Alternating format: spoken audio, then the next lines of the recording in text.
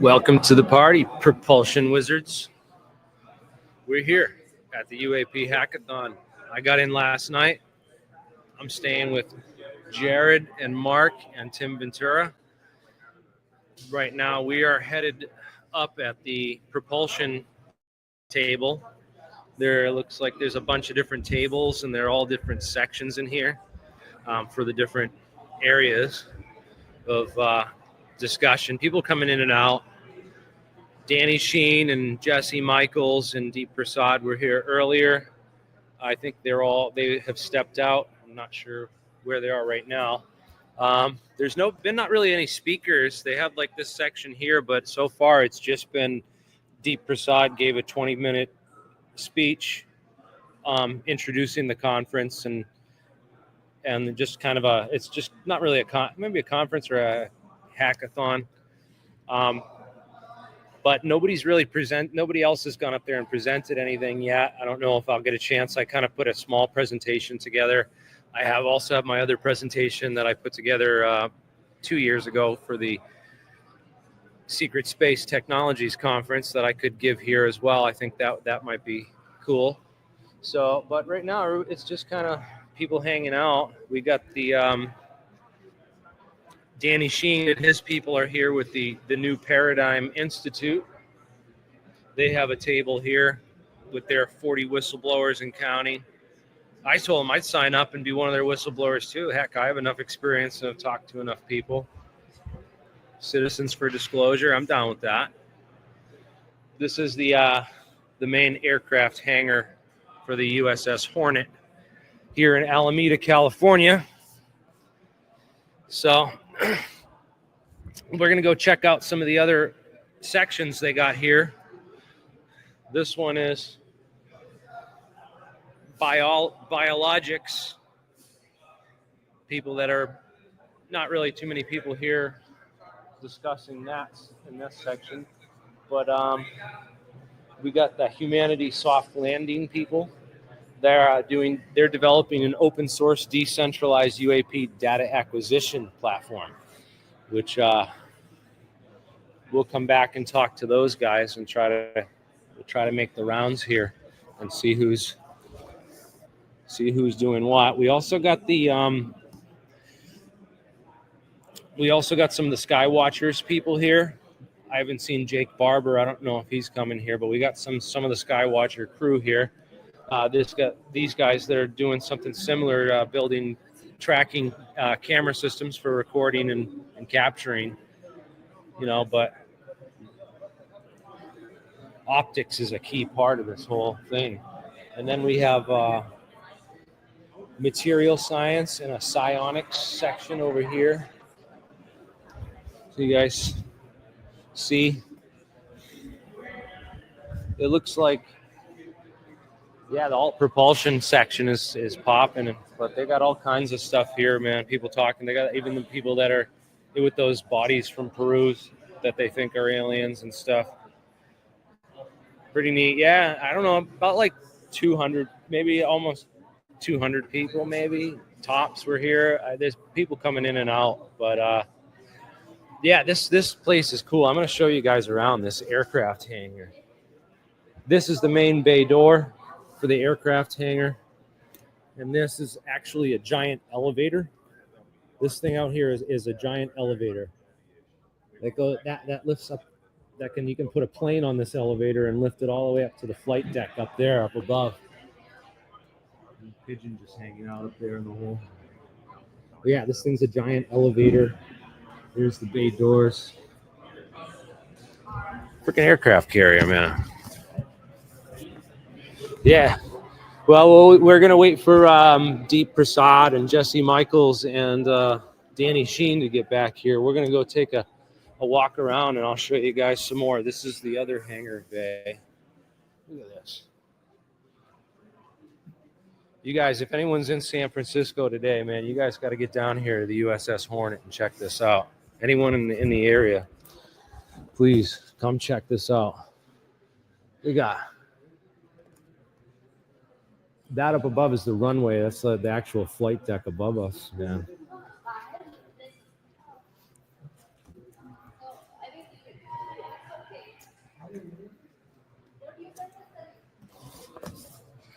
so cool. There's all kinds of stuff underneath the ship, and giant hangar space in here. They fit all these aircraft. There's a damn space capsule in here. These freaking helicopters.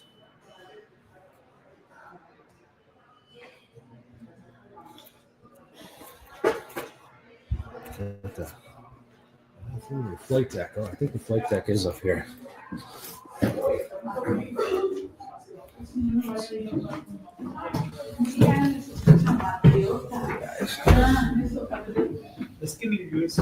This is actually, they have a Westinghouse escalator in here for getting the pilots sleep down in that quarters there. That's where all the pilots sleep, would be right down there. And if they get scrambled, they have to literally get dressed and run up here, and they have an escalator to help them get up to the flight deck even faster, which is cool. An escalator built inside the aircraft carrier. It's not on right now, but it does still work. This thing's from the 1940s, and the escalator still works, man. They had it running earlier. I don't know why. I'll shut it off now. But hey. All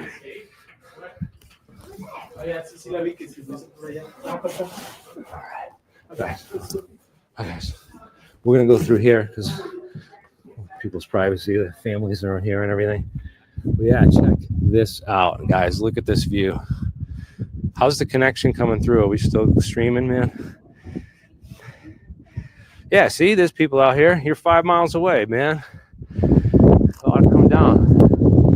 There's Mount San Bruno Mountains, San Bruno State Park, right over there. There's San Francisco across the bay with the Bay Bridge. Say hi, we're live. Hi. We're live on YouTube. Good. USS Hornet, so much fun. Oh yeah, come down, guys. Get down here if you're in the area. This is so super fun. I'm gonna back up so you can actually see the control tower that I'm standing next to. That's what I just climbed down. Heck yeah. Live on YouTube. Check this out.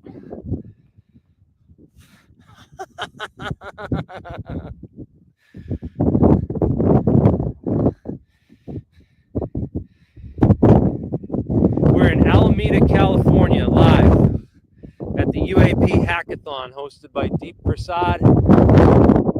There's some motorcycle people learn how to ride motorcycles over there. Give you a nice slow 360.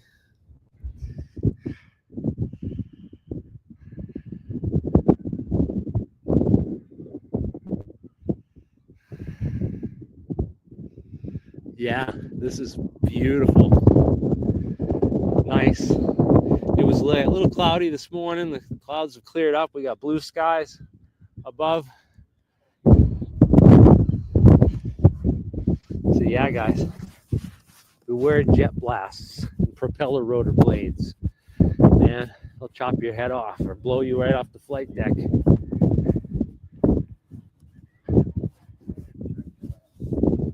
Heck yeah, I wish I could go up in there, man.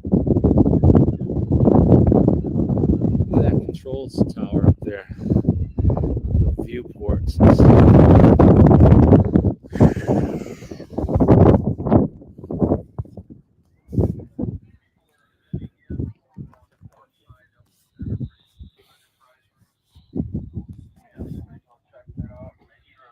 How you doing, guys? What's up? We're live on YouTube now. I got 68 people watching us, man. Hey. Yeah, I told them to come on down. Yeah, join the party, man. It's a good time. These guys know, man. They give awesome tours here. They're super knowledgeable, super nice, friendly, man. It's great. This is an awesome time. Thank you, guys. Yeah.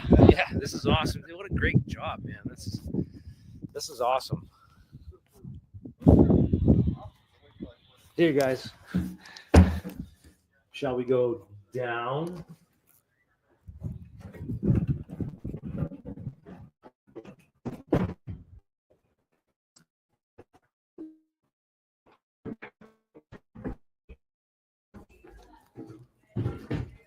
Look at this electrical. Look at these wiring, dude. Look at that. Imagine being the electrician on this boat, having to fix all that.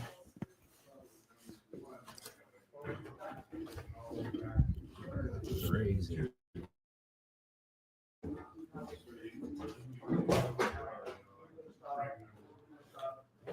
When you go down here and see all this stuff, I came down there already. Ooh.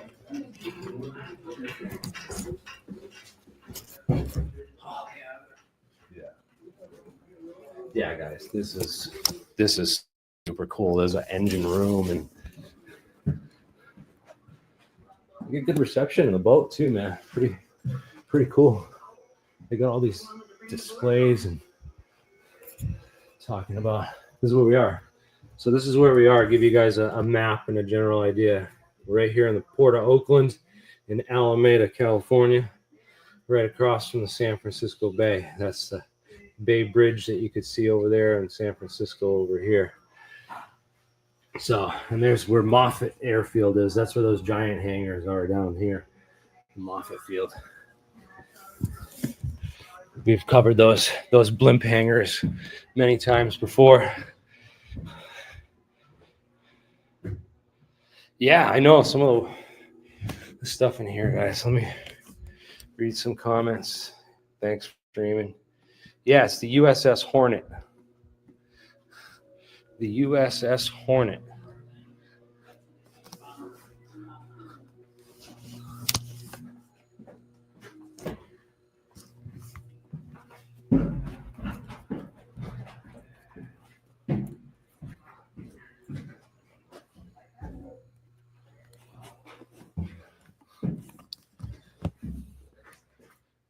Here's the firefighting foam. Oh, here's the canteen, guys. You guys want some cigarettes and cigars and some candy? Some juji fruits? Huh? Need a razor? How about some Bengay? Guys down? Get a toothbrush, maybe some playing cards, a game, a book, you know. Here's some of the plumbing, huh? The sprinkler. That's the sprinkler valve system right here. Need to make a phone call with that telephone.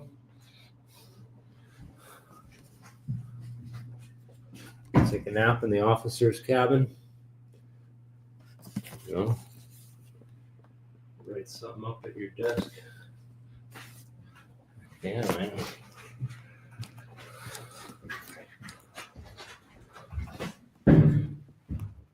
Some other foam station. Fog foam booster pump. Cool. More electrical boosters.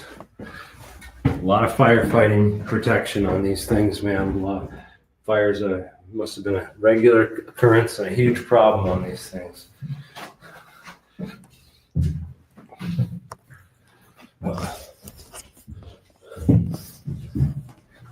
With more plumbing and exhaust vents and ventilation, more wiring, all the ceiling. Here's the engine room. Look at that diesel engine, man. The size of that thing. It takes 2 floors. There's another floor up above just to operate it. That's the diesel fuel input. That's where they load the diesel fuel into this thing. This was more components that have been removed and cut off, used scrap for parts on other ships. But yeah, what do you guys think, huh? Let me know in the comments.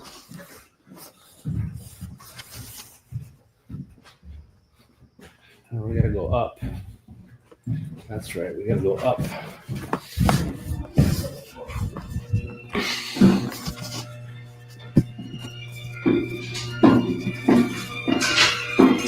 How you doing? Hey, say hi, you're live. We're on YouTube. Okay. Look at that, huh? You guys, this is so cool. It's so awesome to preserve this history.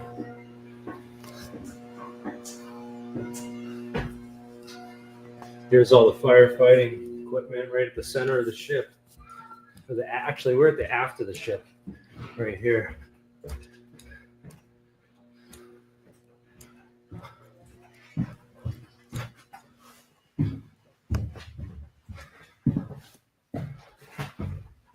Is this it? No, this is this the way I came before? I'm sure I gotta go back that way. Oh, here we are. Yeah, this is the right way.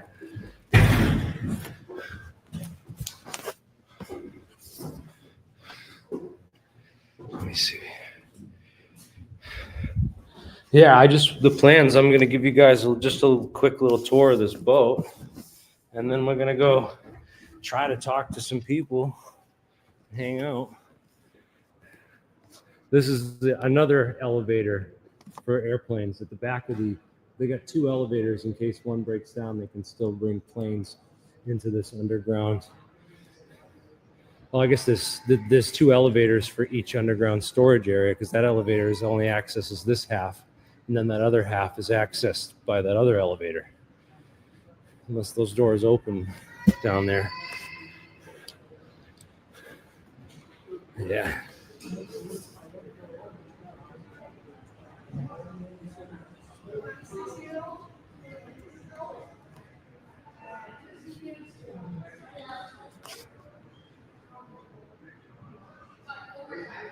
Very cool, huh?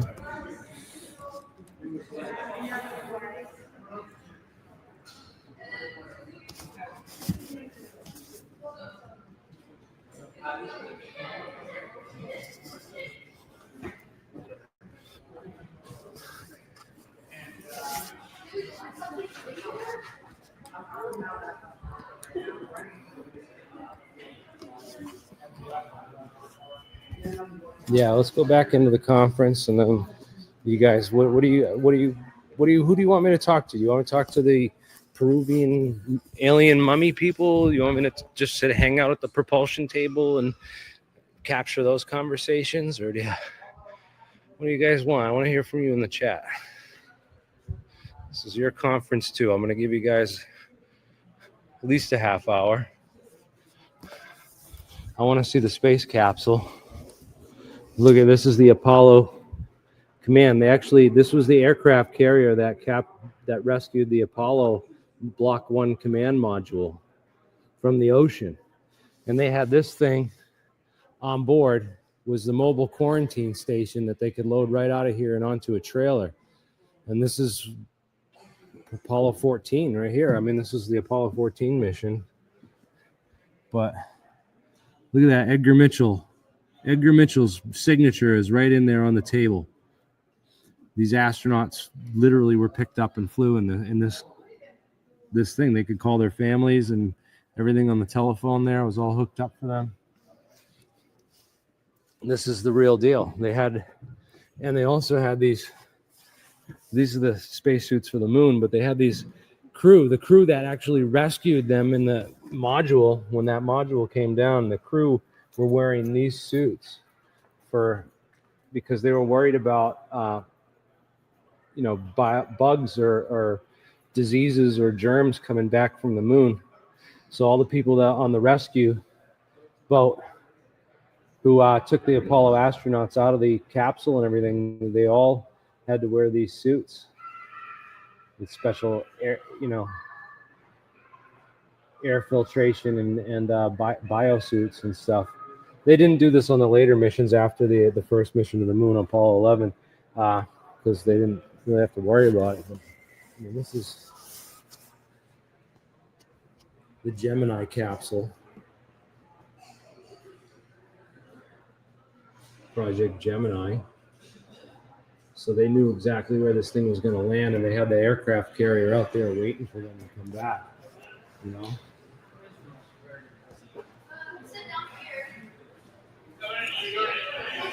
This is on the Hornet, man. This is history right here. And then check this out. The actual space capsule itself. That's where the 3 astronauts that went to the moon came back in this thing. They literally flew back from the moon in this tin can. There's the hard drives and memory.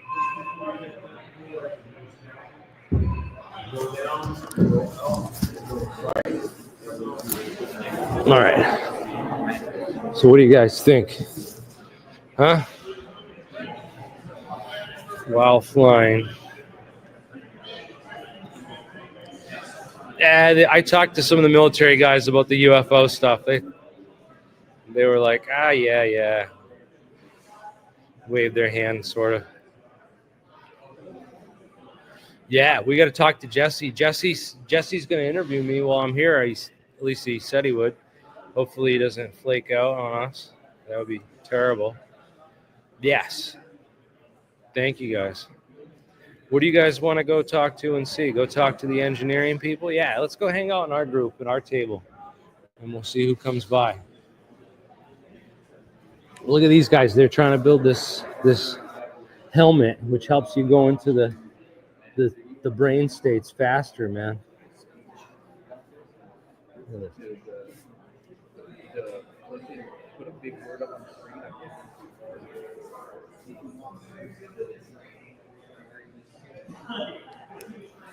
You guys missed out if you didn't come. They're setting a problem for us. The problem is, why did one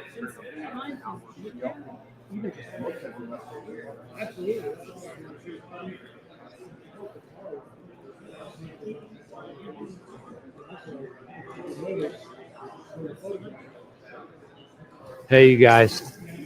Well, if you guys are just tuning in and it's boring, I understand it's a little slow. But hey, make sure you subscribe to the channel, because once I get Danny Sheen or Jesse Michaels available, I'm going to do an interview and I'm going to go live with them here. Maybe I'll just record it on my thing and post it later. But yeah, maybe I might go live later with some important guests. So make sure you guys subscribe to the channel.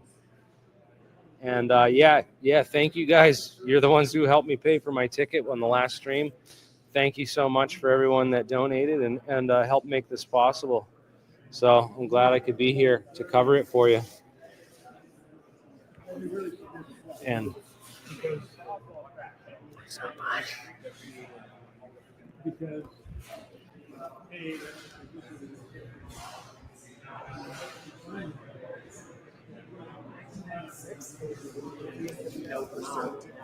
except that we have. What's up, guys? I'm live on YouTube. Anything you guys want to talk about? Yeah. Yeah. What are you guys here doing anyway? You want to talk about what we're trying to hack, or just about stuff? Yeah. What are you guys hacking? This is a hackathon. So what are we hacking here, guys?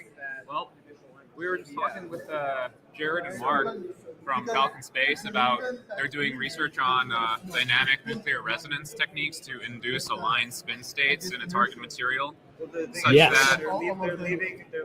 that you can get anti-gravitic properties out of it. I think it's actually as the aligned spin states degrade is what Aaron was saying, but I'm not totally sure about that. Right now we're trying to engage deeply with the material and fully understand it. But the principle is in the mechanism of using triplet electrons to get the DNR or DNP to work. And once you get the nuclear alignment of the spins, you observe some really interesting properties, antigravitic properties. So we're going to dig into it, try to understand the results. There's a book by C.D. Jeffries from like the 50s that's describing a result where an 80% reduction in mass was observed. The paper from Falcon Space is observing a 17% mass reduction and trying to replicate the results and go beyond them also of the original 1950s research. Yeah, we can show the paper. Yeah, let me see that paper. Yeah, so we talked about this on a previous stream. We're about to release this, guys, and I don't think this is preprint. This isn't public. This should be published from last year, he was saying. Oh, it's April published of from last year. Yeah. Okay. But that paper is effectively like the challenge for the hackathon. So why did one experimental setup work versus the other? Yeah, Okay. So this is apparently a Work cavity versus the other. where a sample was stored, and using a magnetic field and RF pulses. Yeah, this thing was instant- put inside the giant magnet coils that he has. The setup Right. that we had there Yeah, at so the lab. So the Remember? magnetic setup and also the RF pulse setup. Yeah. Once you tune everything to the resonant properties of the material and the cavity, this is how you can observe the mass reduction. And I think you were saying that the mass reduction actually occurs when the Right. spin states are Right, so- decohering. so- do you want to go into that? Yeah, so basically the way that I understand this, and this is my literally having jumped into the topic Yeah, same here. 5 minutes ago, right? So this is like secondhand Jared's explanation, which is different from Mark. So I'm total newbie to this topic, but what I'm understanding basically is you have a steady magnetic field. Yep. Then you pulse then you pulse RF frequency at it. Yeah. And at a particular Gauss, you're looking for a dip where the reflected energy that's reflected back is lower before there's a big dip. Do you want to talk about how it's detected with like the Oberhauser effect? What do you mean? So this is just I'm just repeating what I understand from Jared, right? Yeah. So you're looking for reflected EM energy back from the sample at a steady in a steady electromagnetic field, right? A steady magnetic field. So you've got a steady magnetic field. Yep. You've got radio frequency pulse That's coming in through here. Yeah. at the Microwave at level. the, Yeah. at the sample. You're looking for reflected energy. Correct me if I'm wrong here. Yeah. You're looking for reflected energy, and you're looking at the intensity of the reflected energy. And then what this curve you'll see has an initial dip and then a big dip, and that big dip means you've gone too far. So you're looking at that initial dip. What the initial dip means is that you're achieving what's called nuclear magnetic resonance, right? So you're actually starting to shake the nuclei.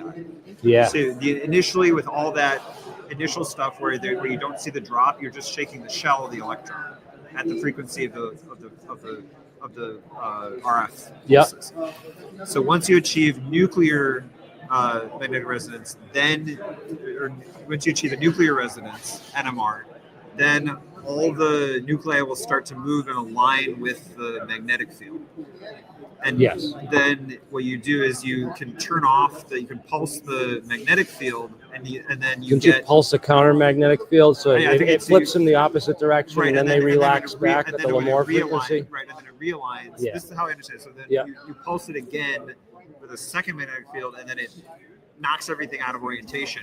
So that third stage, during that realignment, is when supposedly you see a mass reduction. And then, so the challenge here is to figure out why one experimental setup is not working versus another that is working.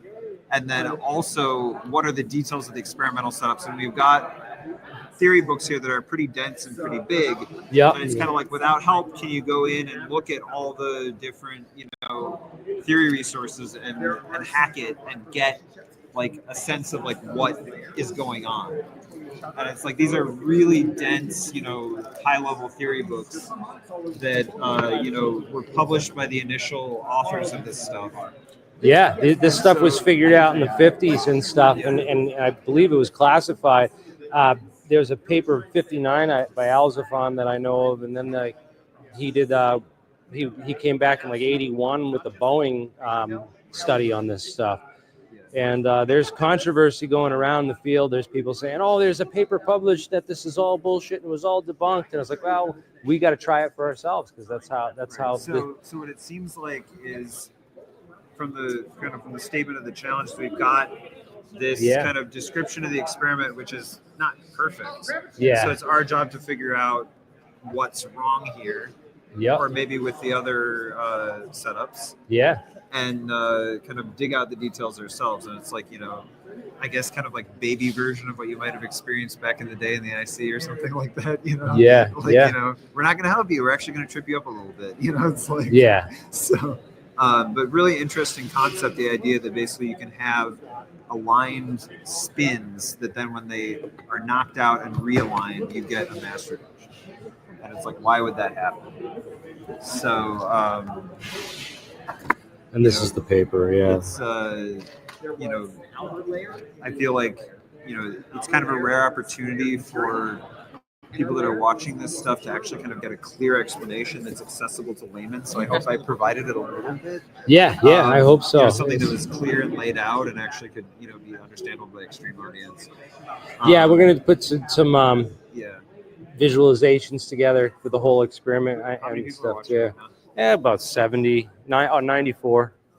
But hold on, I'll jump over here with you guys. I'm gonna go across the table here. So I think, so if you guys are total noobs and you just learned all that from Mark and Jared just now in the last hour, then I think they're doing a good job here. Yeah, and it's it's neat stuff. I feel like the kind of the general trend of things right now is that like this hackathon is kind of like, I guess, the spearhead of like what's going to be coming.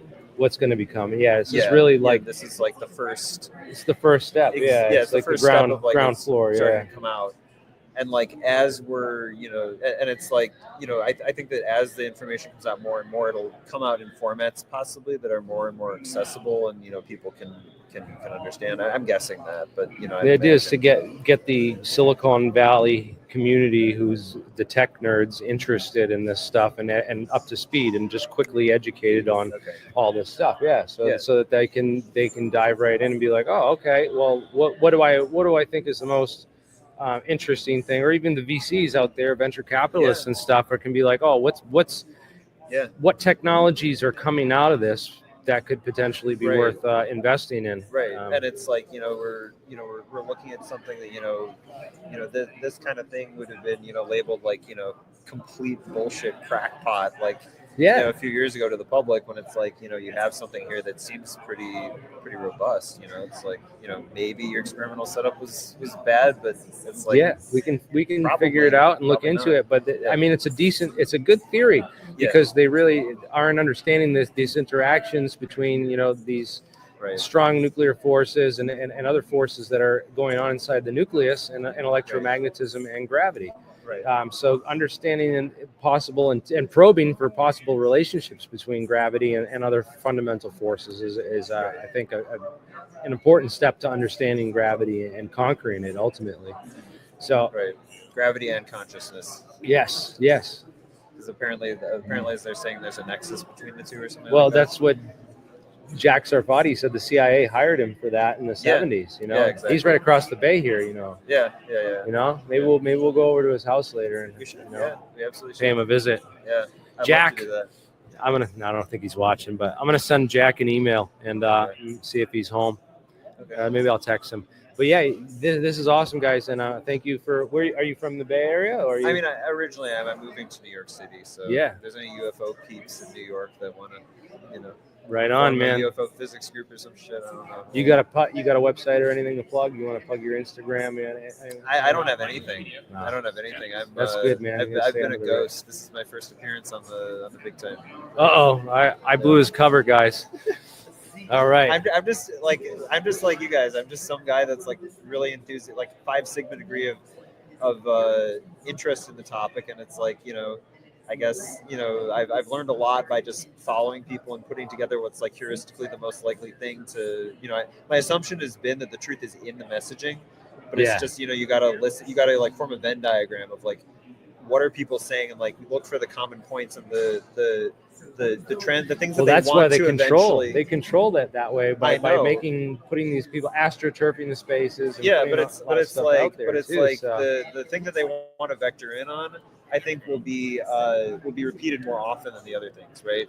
And by more different people. So if you see it repeated from a lot of different sources, then it's probably something they want you to believe.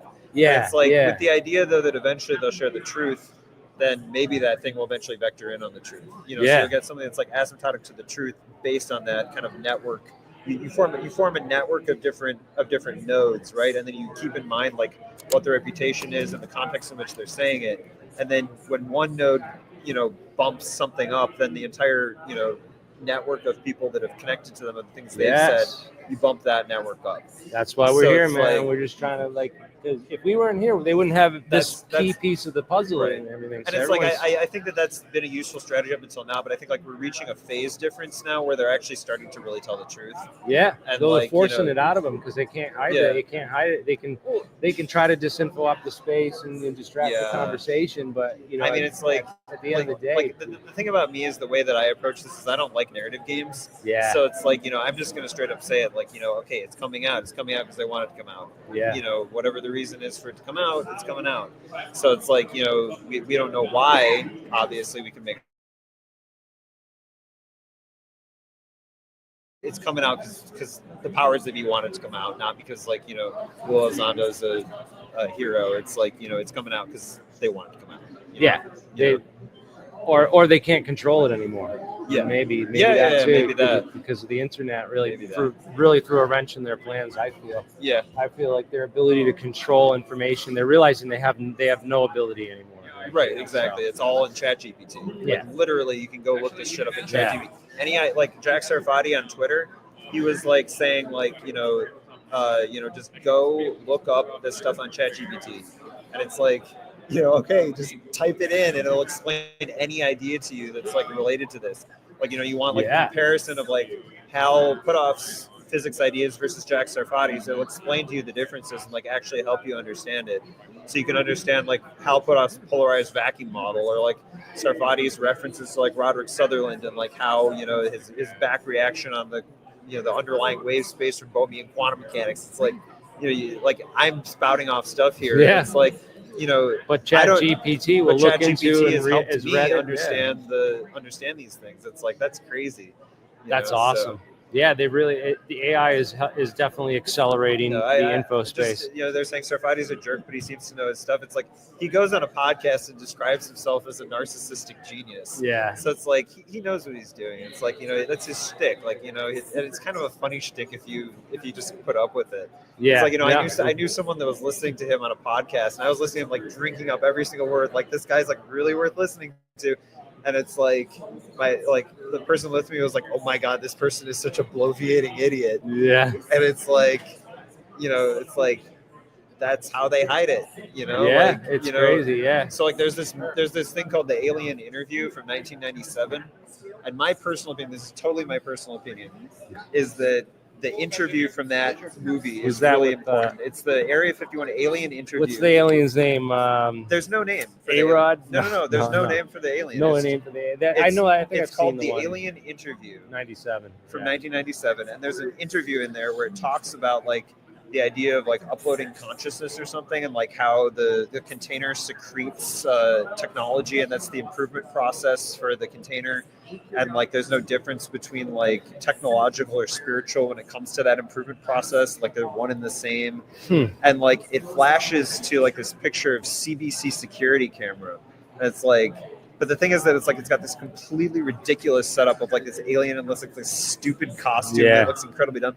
But like, my kind of sense is that like what they're doing there is they're taking a real interview that actually happened, and sticking that in like a completely ridiculous context, and probably CBC security has to do with like, the holding the footage or something. Like that. It's kind of like that's just my speculation. I really don't it's know. an interesting propaganda technique because they used that in 3 years after that in the election of George Bush, because it was his records were about to come out from the National Guard Service. Oh, really? And they leaked a bunch of fake records, then debunked them as fake because they knew they were fake.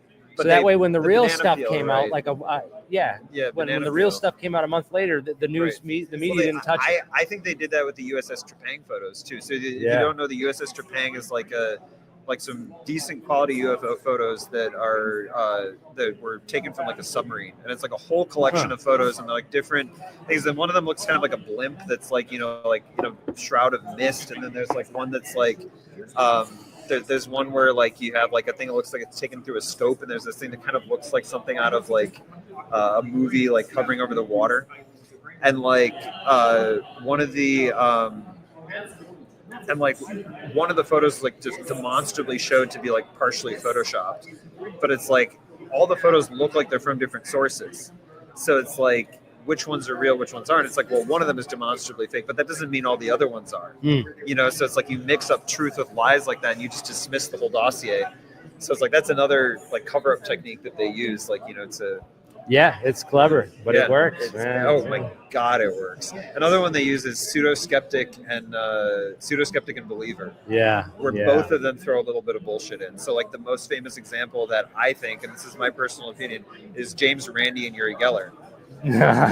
So Uri Geller, so the first Soul Foundation, I go up to Hal and I'm like, so you said on the Jesse Michaels show that there's some people in the government that consider their job to spread disinfo on the topic. He's like, yeah, that's true. And then I said to him, so is Uri Geller one of those people? And he goes like this. No. So it's like, I don't know.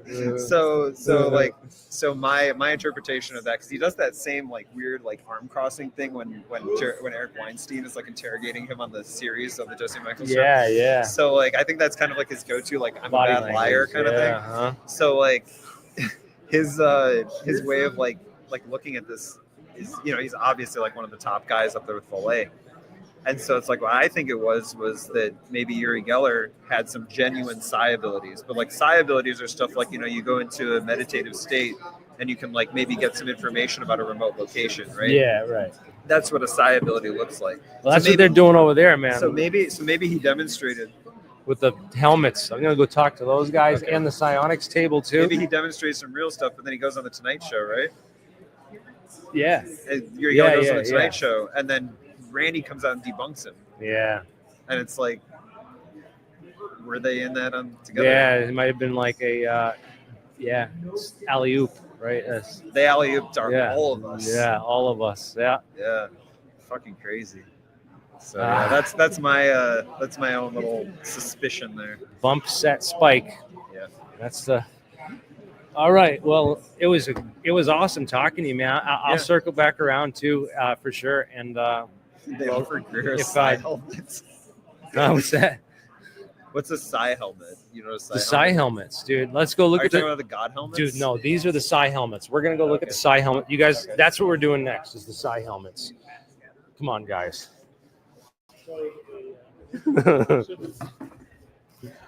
All right. We're ready for the psi helmets.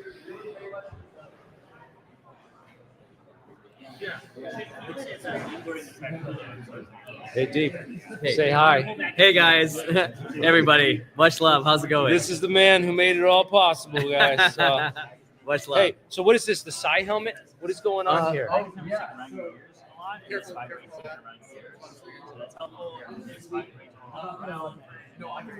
is this? Okay, I just want to show you this live stream over here.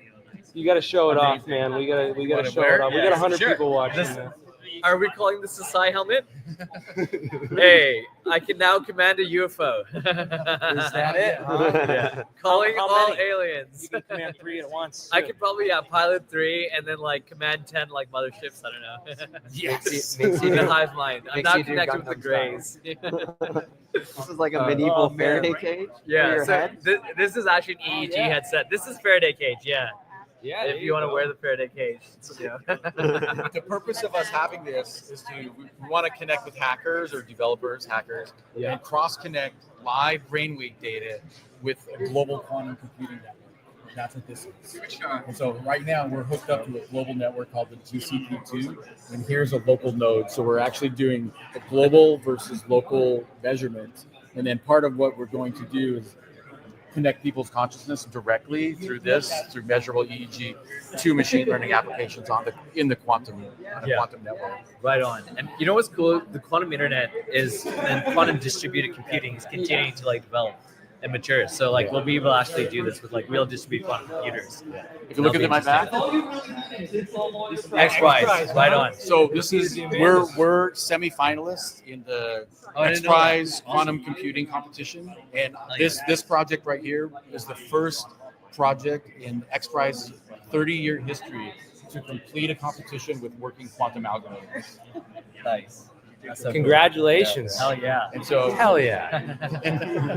Amazing work, my friend. Yeah. I see that. So what's This is cool. What are these, like solo cups that with lights? You're looking at 8 here, 1 there. There's 10, and then 4. So, where's the feedback? So like, Is this virtual reality? What is that? What is that on the camera? Well, these are just influenced by all of us. So putting on this is a manner that we use in groups and individuals to influence, to infuse the area with coherence. Okay. And then we can see it happen there, see it and measure it. This is just visual, but here and here are actually measuring that. So part of what we will be doing will be connecting. How'd you like that? How do you know from the graphs when they're astrally projecting? We can't really tell that. They tell us that. You can tell by the smile on their face. Yeah. Does this sink your brain in? So what are we looking at? So what are we looking at in detail here? So we've got, what's this graph?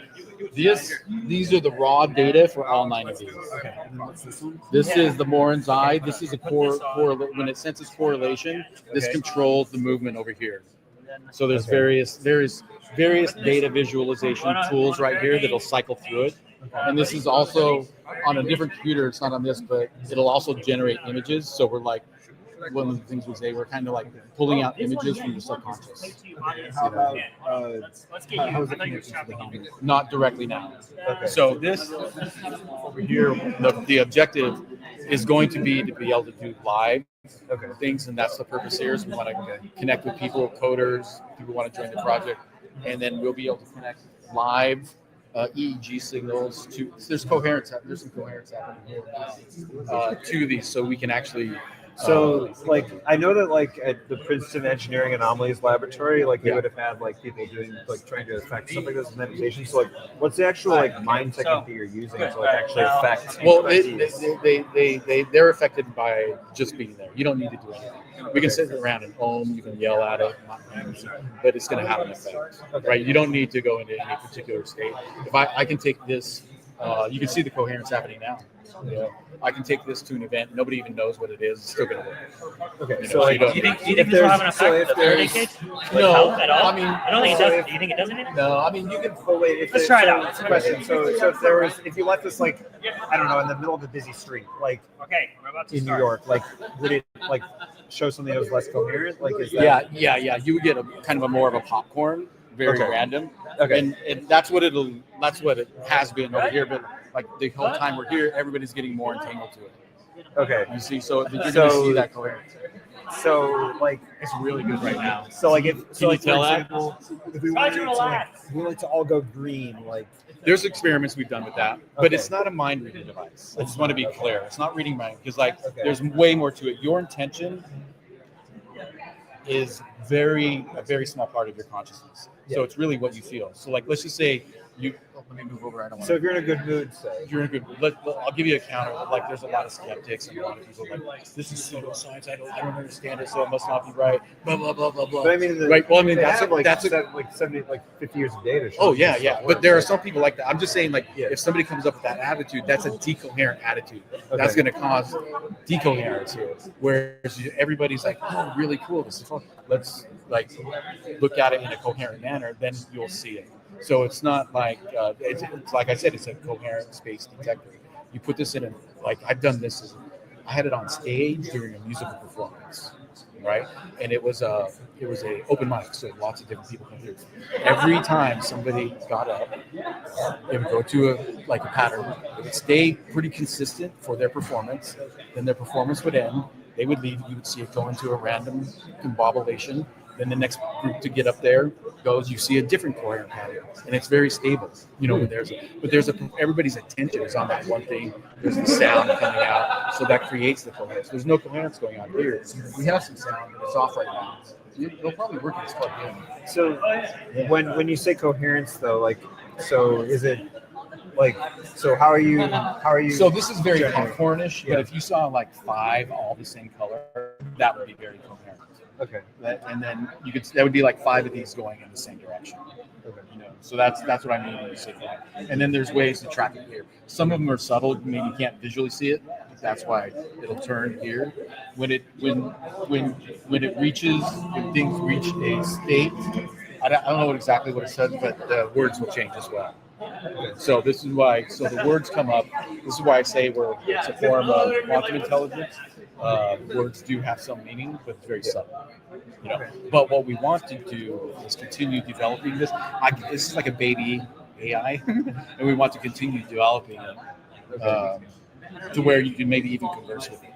Okay. But for here, what we wanted to do. So I mean, what would something like that look like where you're able to converse with it? Just like you would converse with something else, but it wouldn't be. Yeah, it would be more like talking to a baby alien or something. Okay. You know, baby talk. You know, little words here, little words there. Okay. But I'll give you an example. Well, let me give you I'll give you an example of when this happens. So we've had it set for audio, right? Yeah. So it'll say a word, right? And then when it's only in coherence, when it goes in coherence. So I've had it set. I'm just at home, and so every once in a while a word flops out, right? And then though, when I get a phone call and I'm started talking to somebody and it's a really animated phone call, all of a sudden the words start just like verbalizing the words left and right, so much so that it's bothering me. I can't talk on the phone. I hang up the phone, the words stop. Because they sense that coherence and it's like jumping into the conversation. Like, so what would be a example of a place, like fundamentally, where it would cause coherence? Any place where there's like people doing the same thing, meditating, a musical performance, poetry. So a common focus. The places where it doesn't work are sports events, political events, places where there's anger or like rivalry. Huh? Yeah. Conflict. Yeah. Even a sporting event, because like for every one there's like yay, there's also a compensating oh. And so you get that. I mean, it's still. So we've got a high degree of coherence right now. Very high. Very high. So if we got rid of those two blue ones, then we'd have almost. I've never seen all 10 together. Guys, never have. I've had this. We're watching the Global Consciousness with 100,000 Project. people at it. Like we've won 3 Editor's Choice Awards at Maker Faire. We've been to Burning Man, World's Fair. A lot of like this has been to thousands of people, probably hundreds of thousands of people have seen it by now. So it's big. Cool, look at that. See that? That is strong, really strong coherence. So you compare that to what it was like when you first walked in. How do you turn these on? So you guys are the Global Consciousness Project, and where can people find you? Website or haloai.me. Yeah, that's ours. And then if you want to support the project, you can actually give a tax-deductible donation to HeartMath and just earmark it for the Halo project. Okay. You guys work with Joe Dispenza at all? I know who he is. You know who he is? Yeah, well, he likes you guys. Huh? He likes you guys. What do you mean? He uses HeartMath principles. Oh, yeah, HeartMath. So he has one of these. Yeah. He has one of these. Yeah. How much do these cost? You can't really buy them on the market. Yeah. These are for just specific people right now. But yeah. They're about $300. Yeah, they have them in stacks of 10 and 20. You just design the board on a thing, or you get them printed No, out? this was created by a company called True RNG. Oh, okay. Yeah. So they make them. They make these too. And who produces the Psi helmets? This is made by OpenBCI, so it's an open source software and this is a wireless. So this is the Ultra Cortex. So it's 8-channel EEG for wireless transmission. Okay. Yeah. So part of what we're doing is being able to take the EEG, take these live signals, combine it with a quantum system that you can influence with your consciousness, and you can affect all kinds of stuff. You can affect all kinds of stuff, including like potentially like training your home to respond to your consciousness. We can integrate this with certain smart home project, offices, things like that. But hooking it into light and sound systems, though, it would feed your environment in a way that's more natural than the artificial light and sound, because it's continuously modulating and responding to your consciousness. That's why it's great. It's a diffused LED. Awesome. Thank you so much for giving us that demonstration. And where did Deep go? Thank him for wearing the helmet. That was great. I gotta go. I'm gonna go do a tour and see who else is here. Thank you. You guys definitely go check them out. That's pretty wild stuff. All right, so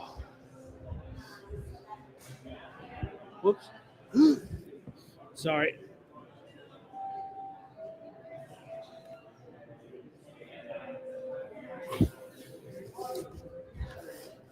Unplug the cord on the ground.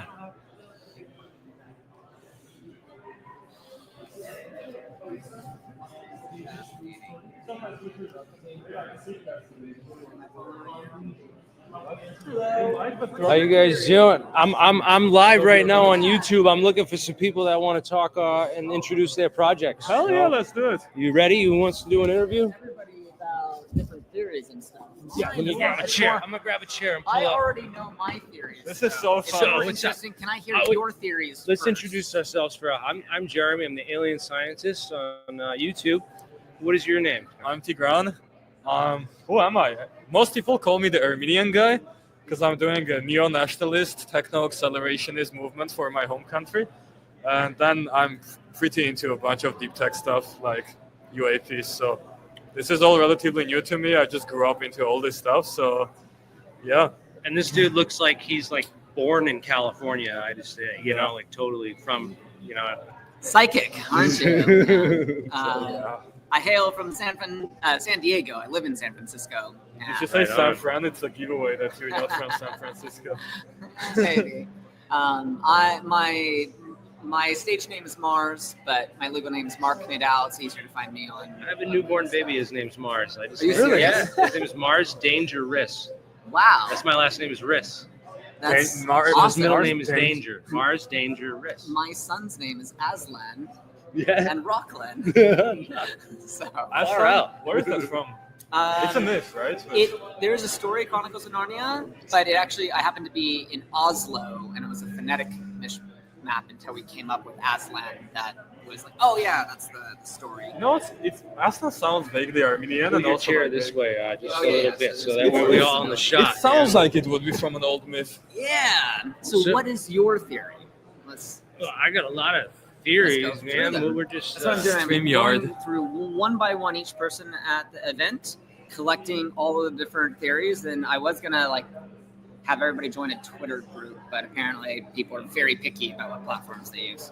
yeah, I'm on Twitter, but This is so funny. see, I don't think we'd have enough time to at the conference to discuss all my theories. Honestly, I've been doing this 20 years, and I've interviewed so many scientists. And What is the people, and- simplest craft that So- you think exists, and how would you build it? Let's You start with answer that. I check your chat because it seems like a lot of fun. I used to have a huge beard, and I actually look like the guy from The Dictator, but like I shaved it, so it doesn't really apply. Wait, anymore. wasn't that Can I just put Sasha it like this? Conan? Yes. Wasn't that Sasha Conan? I just want to check your comments. Okay. You want to read the comments? Yes. Yeah, That's how I'm doing it. Table, you want to put it on the Let's do it table on the so it's- table. Although the light behind us is gonna mess up. I think it's good. Maybe point, It's all right. angle it so we don't have the interference. I'm covering the light, so it's good. So it's not so much Okay. that door open. So The simplest craft you think exists, and then how you would build it. Let's start with that for you. well, I have a theory on how their craft work and how I'd build it, but it's a little different. It involves some metamaterials and Of what composition? so you get like two mirrors with a sandwich of a dielectric between them, and you have one of those mirrors that can move, and then you can pump the space. You can pump the space in between. I think maybe use xenic surface waves or polariton condensate material potentially, so that you can pulse it with excitons. That's like light you pump into the material, and that will produce exciton polariton pairs inside the material. And if you can get those polaritons to match up just right, you can produce negative. You can get that negative mass in there, at least, you know, that term. I think that might have something to do with it, but we also got guys working on the dynamic nuclear orientation stuff. Well, I want to hear you, because I was interviewing them earlier, and they very Yeah. interesting. But I want to stick to. Yeah, I'm also interested. I think So- I'm good with your so- chat for now. I want to listen to you. So how much energy are we talking about would need to be pumped into that? Is it a Well, vacuum if you between the can- mirrors, or If that's well, you have like a Casimir force between the plates, so that when you can artificially pump that space, you could create virtual photons in the process. So that might be a way to create free energy, or actually get free energy out of the vacuum. So would that be a battery, or would that be an or is this the energy driving system, or is this the actual propulsion? It might be actually we take it's energy and propulsion too, because you're breaking down the space time with these pumped quantum states. So I think also there's this whole idea of like you pump laser energy into the vacuum, and you get like the same kind of effect. These polariton lasers, I don't know, which is very similar. Like the polariton lasing effect works in a similar way, but if you could trap that to the near field on the surface of the craft, you could potentially warp space time and also get energy out. So two questions on the pump. If it is a vacuum there and it's really well sealed, trying to pump it, like to physically move it, is going to require a lot of other energy. Right. And the second question, in the lasers, how strong do those lasers need to be? Do you think is there a minimum threshold? Well, the lasing effect occurs with it's parametrically generated photons from the actual from the geometric inside. You're not space. pumping the laser into it. No, I would say rather than pump, because I thought about that. You get a laser and you can pump the space with light and get a bunch of trapped light. But the other idea is that you can generate that parametrically by if you have some way of vibrating that, I always thought like this. The shape of a UFO is like a cymbal, a drum cymbal. You smash a cymbal and it's vibrating at that resonant frequency, and that might have something to do with that layer that's producing these virtual photons and that effect. But it's all about these quantum surface coatings and polariton condensate materials. According to my theory, anyway, that's what I want to do. That's if I had all the money and just unlimited funding, and that's pick one thing to research and go down that path, that's probably what I would do. So tell me more about condensates.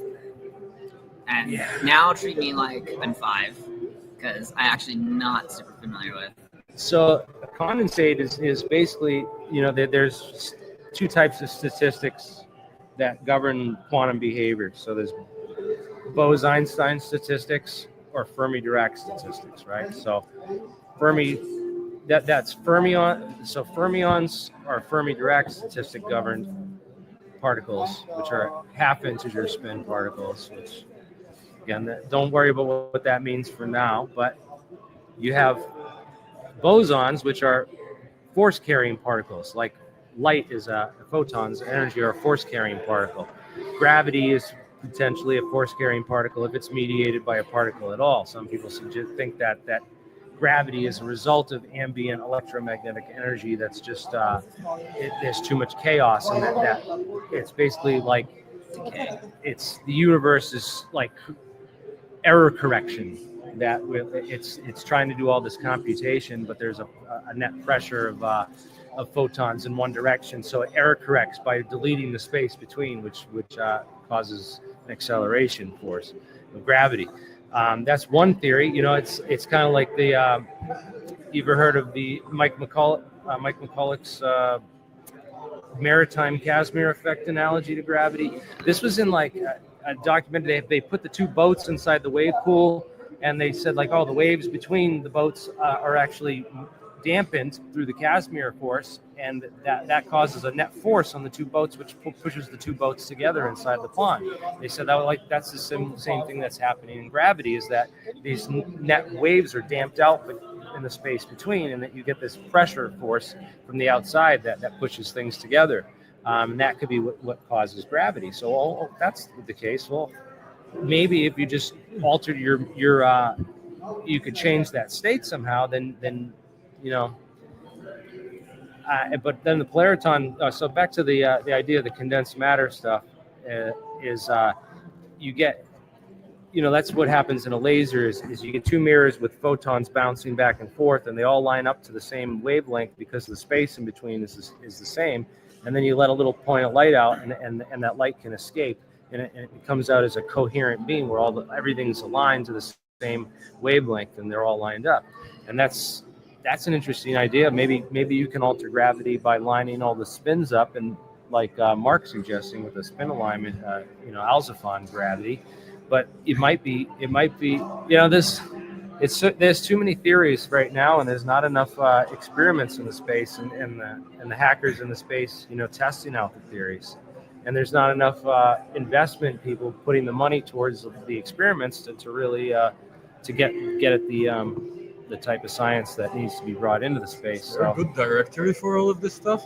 Because like if you have a lot of theoretical things that need testing, you probably should have a long list of them with optional bounties on the ones that are like most important. And when you actually have the list, it's way easier to raise funding, right? You can just text the investor, be like, can you please put a $500 bounty on this specific one? And like some 15-year-old really autistic nerdy kid might actually figure it out, You don't necessarily need like a team of 20 scientists. Well, the other thing too is they have a lot of like ESA, like you'll have guys like Martin Tajmar, who said he's tried all these things and none of them work, and he's known as Dr. No in this community, and there's a lot of people think that they can't trust him because he's like basically covering stuff up. So there's a lot of distrust in the community as well from like these official scientific sources like Martin Tajmar of ESA. So like there's a lot of people in the space that say, oh no, we want to do it ourselves just to make sure that he's not lying. So like, yeah, it's a crazy time to be alive and an engineer in this space because it's, in all the spaces. Yeah. So a question, maybe you're able to answer. If I have a laser on top of a really, really tall hill or tower in San Francisco, and I point super, super strong laser, and I point it towards New York, it's going to take less than speed of light time as it atmospherically scatters to there's beam divergence. So the beam widens out as you get like a pen laser. It's a nice tight beam, but you start backing up 25 feet. It's grown now to twice the size. Remind me, why does it widen out?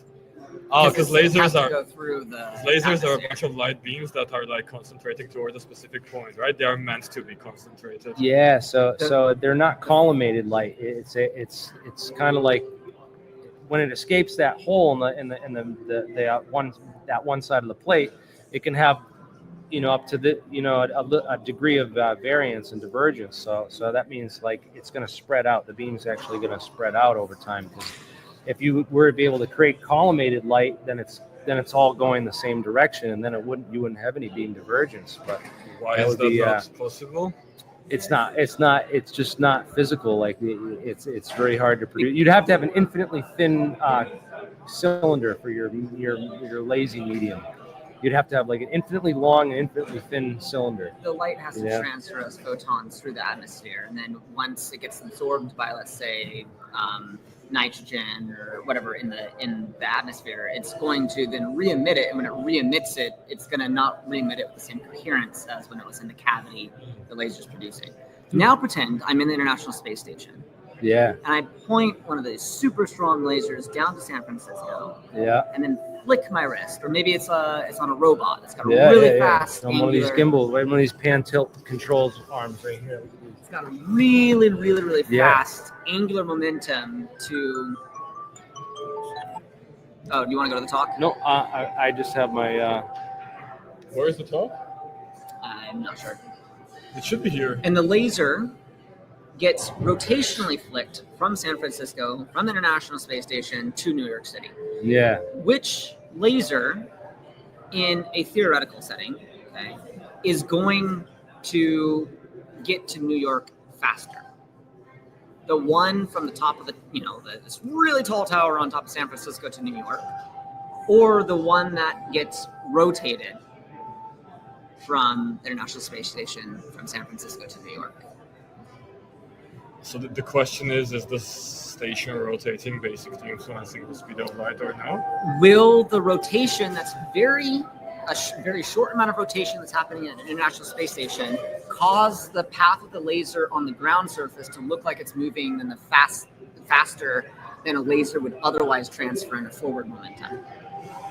I don't know if that would have as much of effect as just the orientation of the geometry of the laser on the surface, because when you're close to a surface and you move a little bit, you're going to have it's going to go way faster because I mean your function is it changes the distance because you're on a plane. Whereas if you're pointing down at a plane and just going across it, I think it's slower just because of that. You're saying it's slower. Yeah, it'd be faster if you're closer to the ground. If you're closer to the ground, the laser is going to travel across physical distance across the ground at a faster velocity than it would if you were in the space station and you rotated the same amount. Why is that again? Because the geometry of being so close to the surface that you're projecting onto, because that.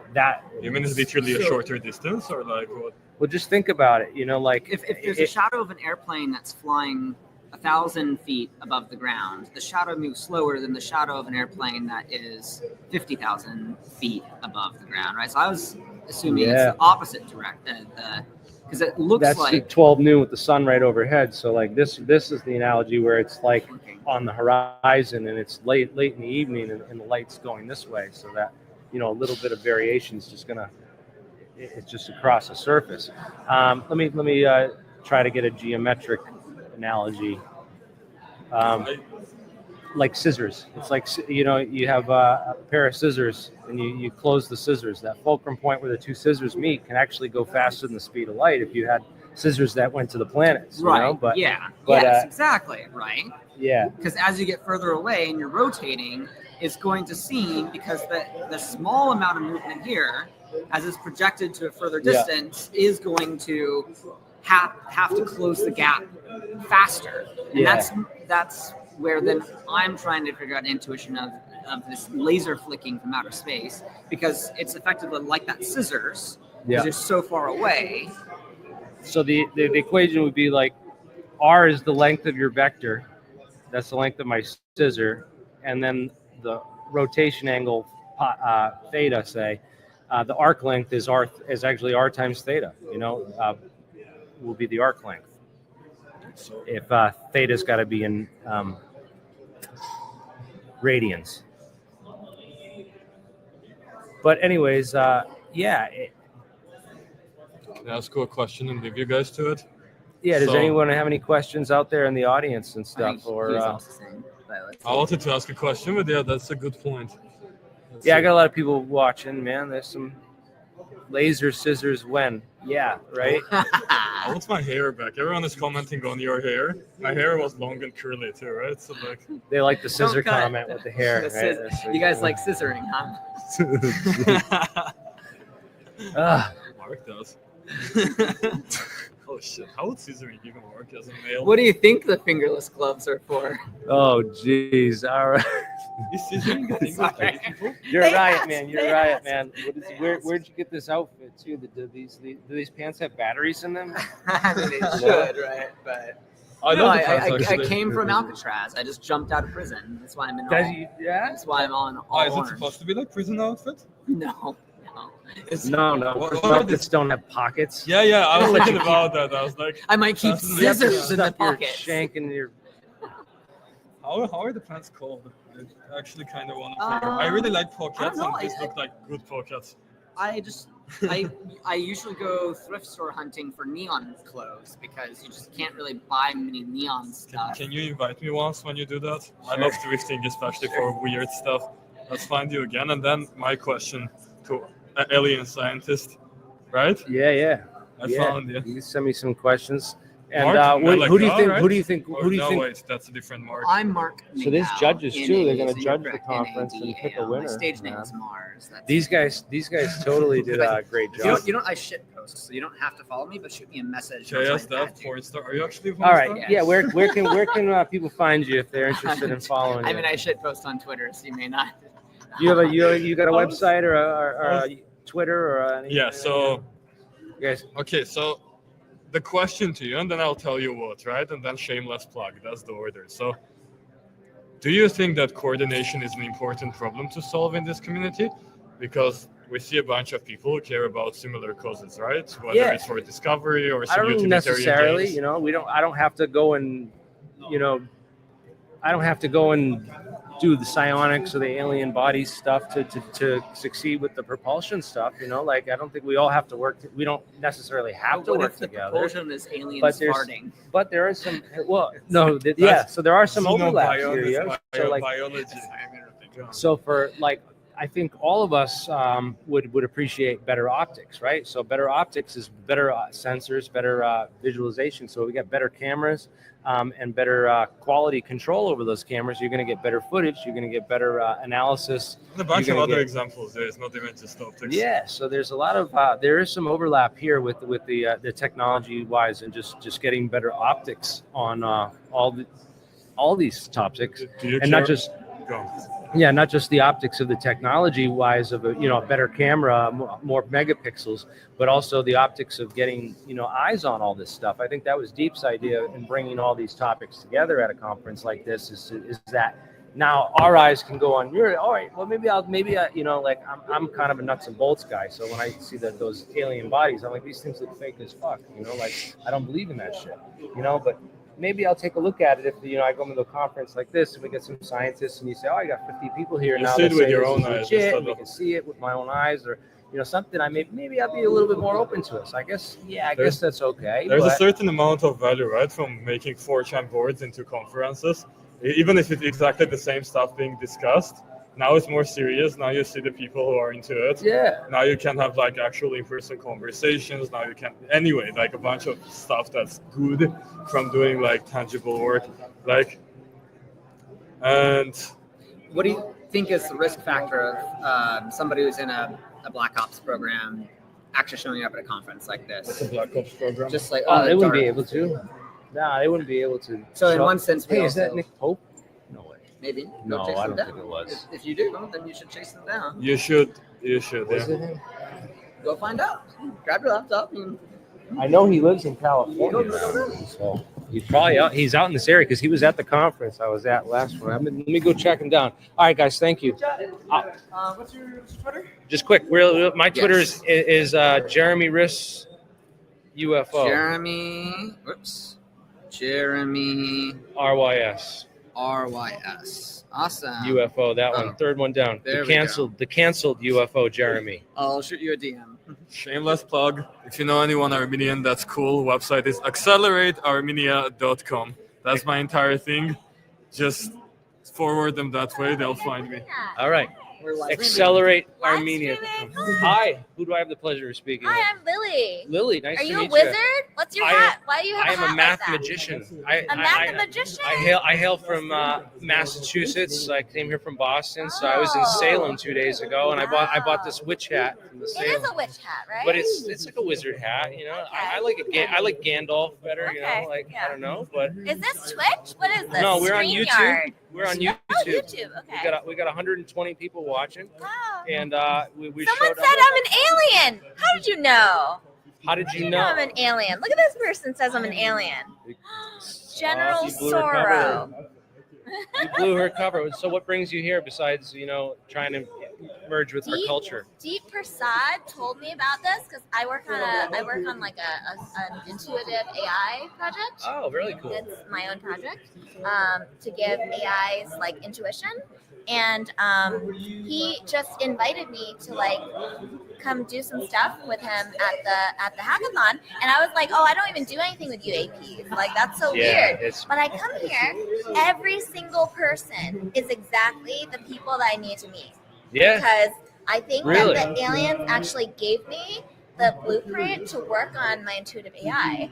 Is now I'm discovering. So I think the aliens got me to come here. It's like Fascinating. Yeah. Yeah, it's either that or there's some higher power, right? Even if it's not, it doesn't have to be an alien super intelligence. It could be your God or whatever you believe in, but some higher power is causing all the right people to come together right now on this it's planet. definitely aliens, though. It's definitely. Lily, do you have a website or anything you want to do a shameless plug for? You guys can. Well, so I don't have a website for this yet. Yeah. I have one website, but Do you it have a doesn't. Twitter account? I Anywhere? do have a Twitter account. It's All right. Miss Lily AI. So I'll be posting about my AI on there. All right. So it's just MISSLILYAI. Awesome. Well, hopefully I'll get you 120 new followers. And maybe some more later, guys. This is cool. So thank you for stopping in and saying hi. We'll see you around.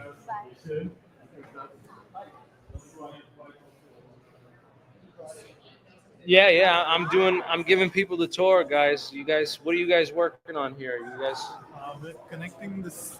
We're trying to connect. You got this, a PZT camera here. Yeah. This camera to the Raspberry Pi, and then I think we're also trying to put all of this data on blockchain so that we know. Blockchain, yes, so it can't be deleted. Yeah. So we know that this is legit data and this is not fake. Yeah. That's far out. So you guys are you guys working with those cameras over there on that table? Is that your stuff too? Yeah, it's similar camera. Similar, yeah. Yeah. Are you guys with Skywatchers or is this not Skywatchers? Is this you independent? You come here from? Yeah, we just came here. We met each other. We just built them today. Yeah. Yeah. All right.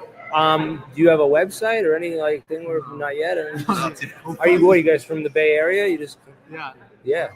Local hackers. Okay. I came in from Boston, so. Oh wow. So. Hopefully you like the weather in the Bay Area. Hey, it was beautiful out. It's beautiful out back. It was nicer out yesterday than it was here when I arrived, man. It was all cloudy and like kind of looked cold a little bit, you know. So, you know. But yeah, I know the weather's usually generally better out here, but yeah, it's been actually pretty nice back home. So, but anyways, you guys are programming the cameras to set up these point, tilt, and zoom optical capabilities, and then you're applying this to like what? I'm going to put this on my house, and it's going to see UFOs and keep the data. So the process should be we detect the UAP. Yeah. We should be able to send that signal to all the sensing devices we have. Yeah. They should point to that, and then we should record all of this, and we should have all of this on a blockchain.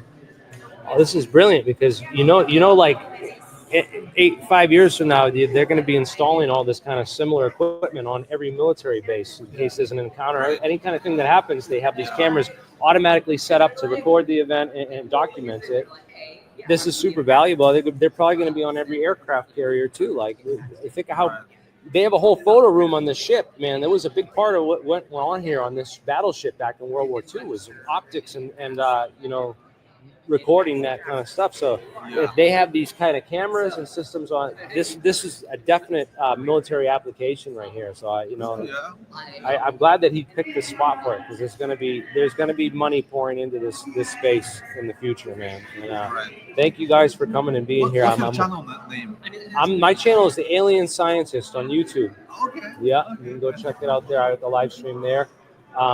And I'd love to hook up with you guys. I'll give you some. I'll come by later and give you some cards. I'm actually with Jared, Mark, and Tim over there at the Alt Propulsion group. They're at the propulsion table. So we mainly do propulsion stuff, but we came here to just to give people a wide bird's eye view of this conference and everyone that's here and bringing us together on similar issues because this is a changing paradigm right now. How soon are we going to use this propulsion energy? It all depends on it all depends on getting this scaled up and getting the right people on board with it because we've done a lot of the groundwork and the grunt work at a time when it was ridiculed and not really so widely accepted, but now those times are getting they're changing around. So we're hoping that more people come on through this, that get introduced to the science and that and the research that's going on. So yeah, that's part of why we're here, is to bring more attention to the work that we've done and the work that others are doing, here. So, well, thanks, guys. No one got a shameless plug, no website, no, Twitter account. Maybe GitHub. Yeah, your GitHub, right? All right, guys. Thank you very much. Thank you very much. Thank you. All right, guys. Who else is here? We're gonna talk to. What do you think, these UFOs, huh? There's a bunch of nonsense, huh? Yeah.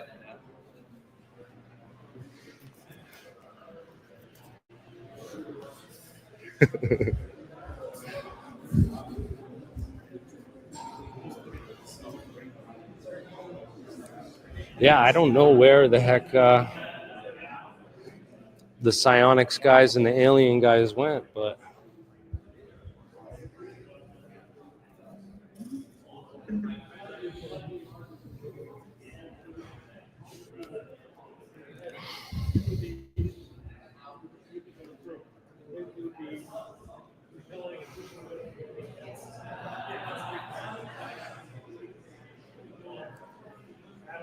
well, guys, I'm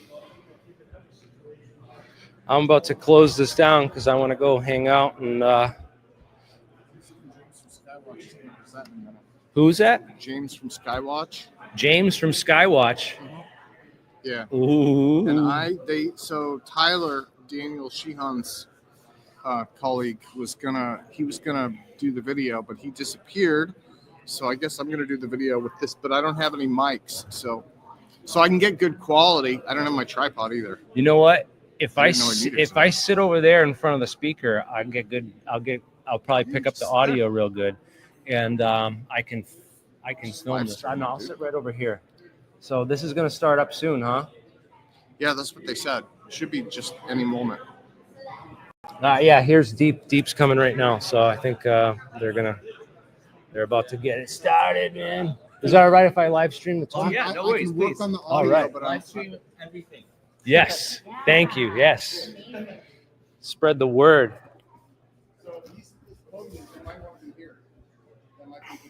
I want to sit in front of the speaker so I get good audio. That's more important than I'll be able to see him. Look, I got a good angle from here, and then I can see the screen too. This is good. This is good. Then I'll get the. What do you guys think? You want to?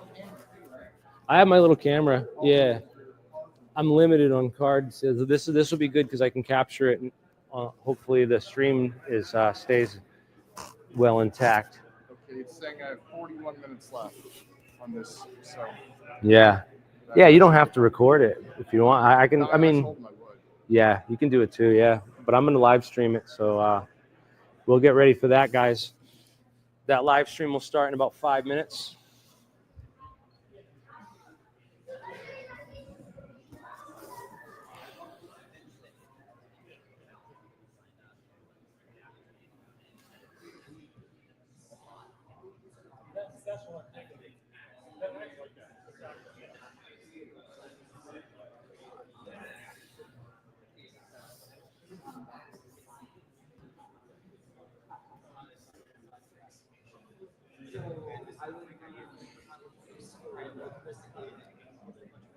How you doing, guys? I'm looking for some people that want to introduce their projects. I'm live now on YouTube on my channel, and anyone want to sit down and share? Well, we haven't got anything yet. You haven't got anything yet. We're working on it. Are you with the Humanity Soft Landing? Correct. Ah, all right. Perfect. I haven't interviewed anyone from that project yet. So I'm Jeremy. I run live now on the AlienScientist channel on YouTube. And we got about 121 people watching. So tell us a little bit about yourself and how you got into this and what brought you here today. Oh, so I'm Ben, and what got me into this was basically the confluence of blockchain and UAP. We should move away from here, so that way. Why don't we go over here? Here, I'll go right here. That way. I didn't realize he was live as well. Double live. Never cross the streams. Okay, Yes, that's right. Learn that from Ghostbusters. So I'll sit right here with you, and I have my Gandalf wizard witch hat on, so I've gotten a lot of attention from it. It's just good to stand out, you know. I don't want to mix in with the crowd. So let's get down to this. Okay, Ben. I'm here with Ben, and Ben is from the Humanity Soft Landing Project. Yep. And you're working on data acquisition. So it's basically two parts. There's kind of the hardware aspect and then the software aspect. And so on the hardware aspect, they are using sensors from what I understand, they're getting real-time data, getting that into the local device, and then the idea is that they want to get that data onto the blockchain so that it's verified, immutable, and that everyone then has access to it. So we're kind of working on the blockchain backend part, and there's another group that's working on the sensor SDKs. Yeah, I and think getting we that just data. talked to those guys over there. I believe they're with the PZTs and stuff, right? Well, I cameras. think there's a lot of hardware going on. There's a lot of hardware. Yeah, it's a lot. There's a lot of different people here, man. Yeah, for sure. This is cool. So, are you from the Bay Area? I am. Yeah, Native, huh? Awesome. Yeah, I came from Boston, so we're. But I've been here before. I was out here last 2 summers ago for the Secret Space Technologies Conference we did. So that was fun. Oh, very nice. So you got a website or anything yet, or any official Twitter account or? For this project, no. No. So we are. So right now we are working on the interface to the blockchain. I'm guessing that we'll need either an API for that or a website. Yeah. So I think we've got like 20 hours left to get that up. Yeah. Not sure what the deadline is. Right, to actually enter for the competition here, is that is it? That's rules, official rules, and everything. There are no official rules. Yeah, I know. This is like a very decentralized fly by night, hackathon. Fly by the seat of your pants type of show. Yeah. I was hopefully, may the best man win, and this is. Yeah, and I don't even know if it's a competition. I think they're just trying to get people to build things. I guess, and there's some prizes they're handing out. I believe they tried. Really? Deep's got some, throwing some money on the table to try to get people excited about this. And this is only just the start of it. This is just really just a trial run. I'm sure that he's going to have more of these, and they'll get. I want to help organize this a little bit better for the next one, so that we get. I mean, there's not enough time for this mission with the blockchain as the back end for getting some of the sensor data.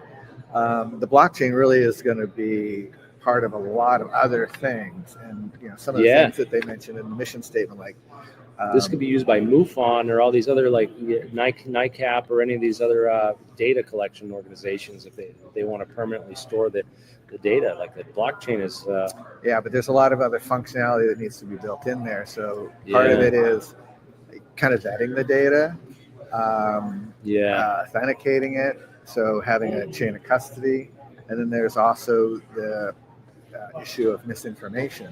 So how do you kind of weed out the bots, but also people who are intentionally trying to introduce misinformation into the bad actors system. And that's a problem that Facebook hasn't solved. So Twitter hasn't solved it either. So we will. I don't know if YouTube's good on everything. YouTube solves everything, and they have no problems with their platform at all. Yeah, except for YouTube, of course. Right. They are perfect in every way. Anyways. Well, hopefully this talk's going to be starting soon. They got James from Skywatchers going to give a presentation here shortly. So you're not giving it yet? I think he's there. I think over in there. Not quite yet, but soon here. So that's what brings Ben here. Yep. And Ben, did you come here with anyone, or did you meet a bunch of folks here? Just went around. You gotta stand by the sign, and then you self-organize. This is just a very organic process here. Self-assimilation, self-assembly. Absolutely. Yeah. Well, good thing that we're all self-assembling organisms. That's a good point. That's a good. I guess it works. It works out. So, guys, you missed out if you didn't come down here. Anyone in San Francisco, if you're not getting down here, then you're missing out. And that's how grassroots work. This is how things build up one step at a time. Thank you so much, Ben, for joining me. That was terrific. All right, guys. We'll be starting up the next stream soon, hopefully.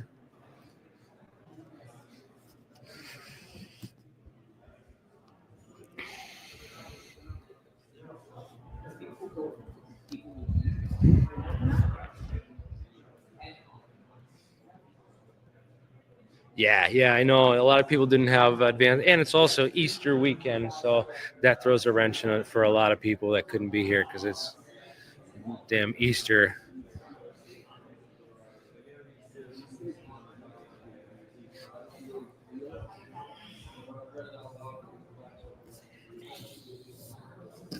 These guys have all these PZT cameras here. That's what I was talking about over here. I wanted to zoom in. They got all these security cameras, and they're working on programming them and setting them up for a system where you can post these things in coordinated spots and then get them to focus on a single point in the sky using, geometric data. So if UAP flies over a military base, you can get all the cameras on the base to simultaneously direct towards that point. That would be pretty cool.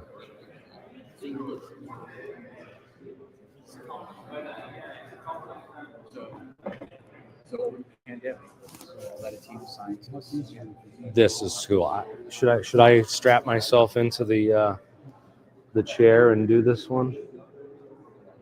And my model of consciousness. These are just lights inside there. Turn those on? Those are just lights inside the glass. It's just a strobe light and lights inside of there.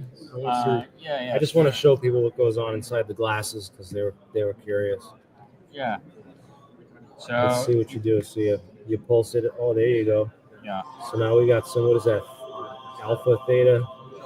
I don't actually know that one. I can tell you that this one starts Is it alpha. That should be high alpha, and it goes down over the 60 minutes or 50 minutes to delta. Okay. So it trains you down. And then is this use binaural beats in the headphones as well? Binaural beats in the headphones, yeah. Oh, nice. Yeah. So this is this entrains your eyes. Yeah. You can Google it. It's called the Ganzfeld effect. Ganzfeld. How do you spell that? Ganzfeld. Got that, everyone? Ganzfeld, not the Gandalf effect. Yeah, that's right. Well, that's a little magical. But it's still quite magical. Yeah, that's. How many people are on this stream? We got 120, about 117 right now. So Cool stuff. yeah, it's good stuff, man. This is about the same that are at the conference, really. Like. Oh yeah. I don't know. Well, we're looking for developers. So if anyone was not actively in this hackathon, but you still want to collaborate on how consciousness may impact quantum phenomena and how we can maybe use that to communicate either with each other or to increase the predictive power of models. If you're interested in hard math and the Global Consciousness Project, we're a partner with them on that one. So if you want to participate in our project, we have a GitHub, Peace Inc. Peace Inc. GitHub. You can go there, look up our repos, read some more about it, or reach out to Leo Madrid here, this guy who invented most of this. Leo Madrid, yeah, we talked to Leo earlier, and where did you buy the Faraday coil? Yeah, Leo, where did you get this? Amazon, $10. Amazon, $10. See that? I'm giving a shout out So to tinfoil hats. It's live streaming. Very fashionable too. Yeah, these are really cool. You can wear these to Renaissance fairs with your with next to your friend with the wizard hat. Yeah, nice hat. Reminds me of the Banya hat.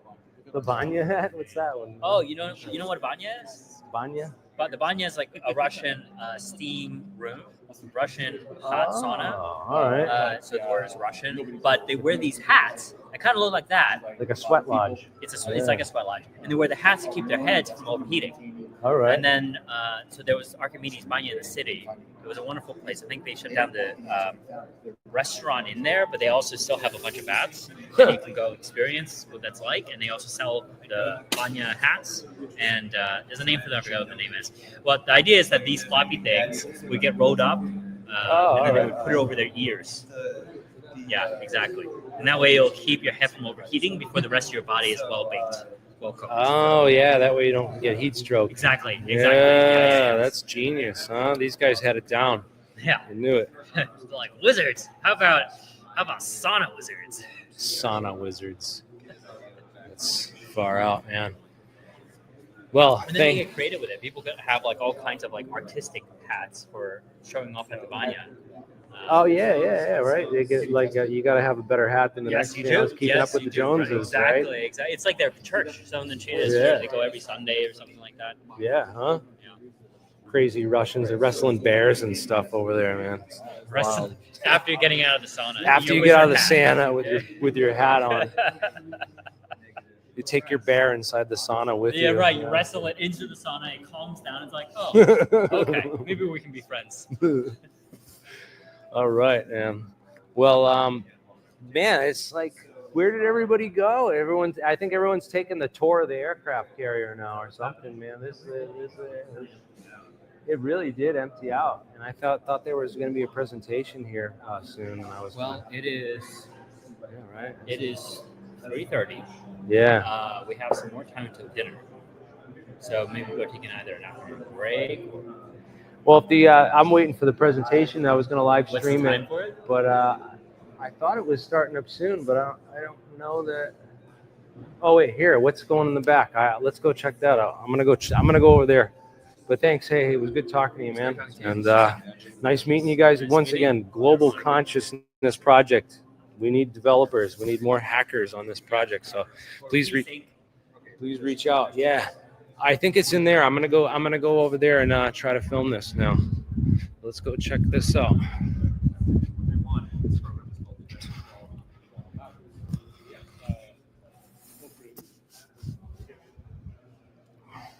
There's other people over here hanging out.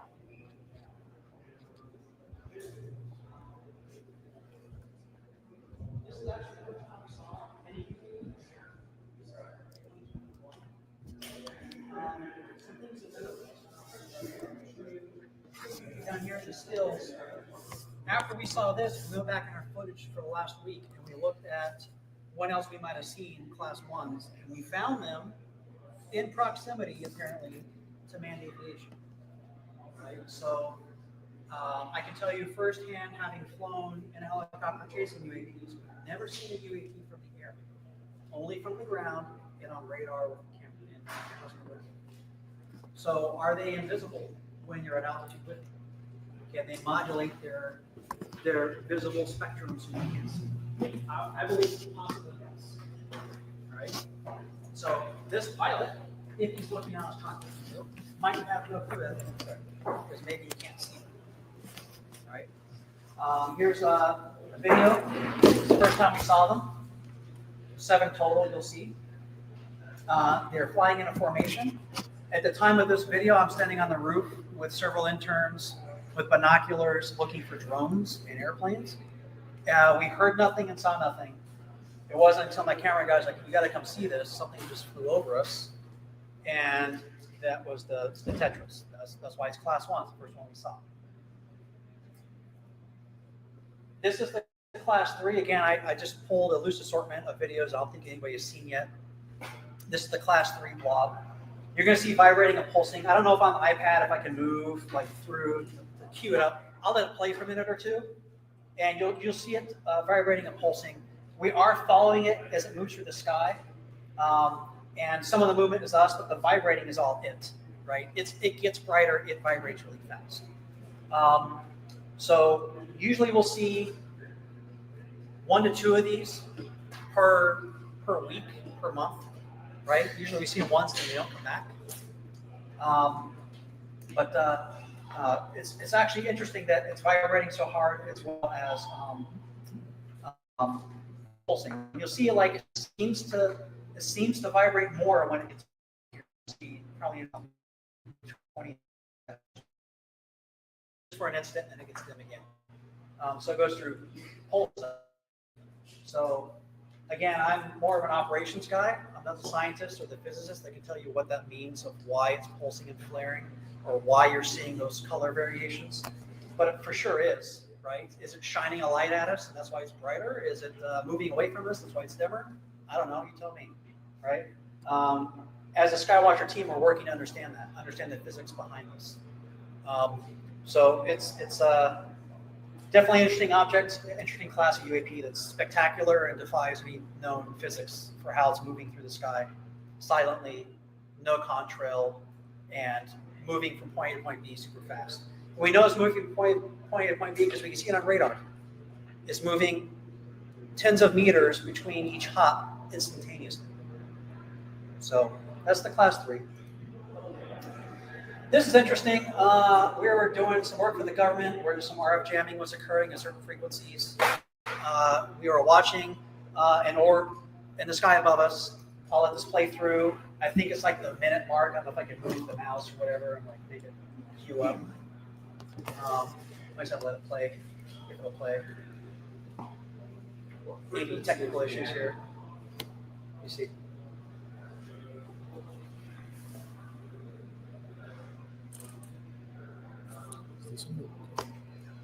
I'm gonna give Tim Cook a call, have that fixed. So what you would have seen in that video was, let me see if we'll go back. Nope, it won't go back. All right. If what you would have seen is the orb irising its IR signature. So we were watching it for hours, and then we would turn on the jammer, and when we energize certain frequencies, we would see the orb change from bright white down to just a couple pixels. And then we turn off the jammer and it gets bright white again, right? So we have to ask ourselves, okay, is the orb reacting to us? Is our equipment affecting our equipment in a way we don't understand and it's all just inside our own stuff? Like this isn't really happening? As in the orb is there, but it's not reacting to us? There's a lot of unknowns here because we don't have a lot of data, enough instances to really derive all the facts and understand completely, right? And civilians can't do jamming, so it's against the law. So you can only do it when you're doing it with the government, right? So it's a challenge. This is the class. Yeah, for like 4 hours. I'm sorry, go ahead. Was the government not aware if someone else in the government was doing it or not? Like, are you sure it was like aliens? Well, I've never said this to aliens. Oh, okay. I have no knowledge or belief of what it is, right? That's not true. I think there's some made in America. I think there's probably made in another nation, maybe one of our enemies. And I think there's probably unexplained, right? I don't know which belongs to which. So that's just based on anecdotal evidence, but we're completely open-minded to equipment problems, hybrid technology from America, something made in China or Russia, and a little green men. Like all options are on the table here. Yeah, this one definitely is interesting the way it looks. It vibrates and pulses. Again, the radar thinks it's a propeller moving in the sky when it vibrates, but then it'll kind of lose its excitement, get less bright, and stop vibrating. That's us chasing it, my camera operator. When they get right overhead of you, it's really hard to keep them in on screen. So forgive the, that's all us. But I'll skip to the next video if it'll go. Maybe.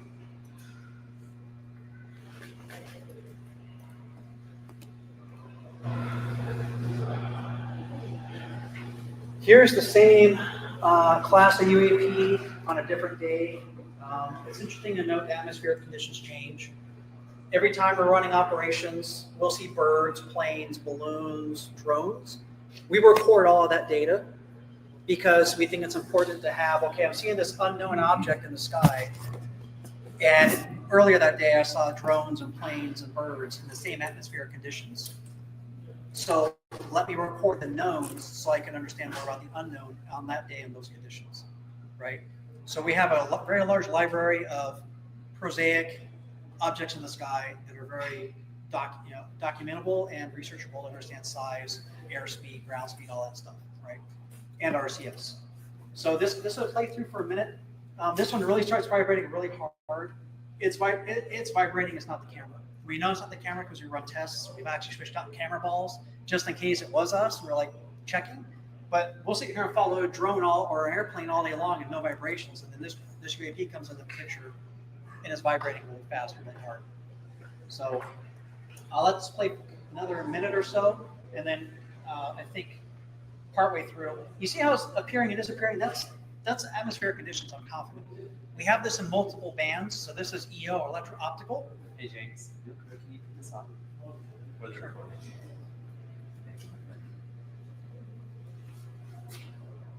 Appreciate you. Yeah. So this is electro-optical. We have this as well in infrared, middle wave infrared, and shortwave infrared. So in those bands, you're not seeing it get dim. I'm pretty sure that's the dust or just the haze in EO preventing us from seeing it fully. So, in other words, I don't think it's disappearing.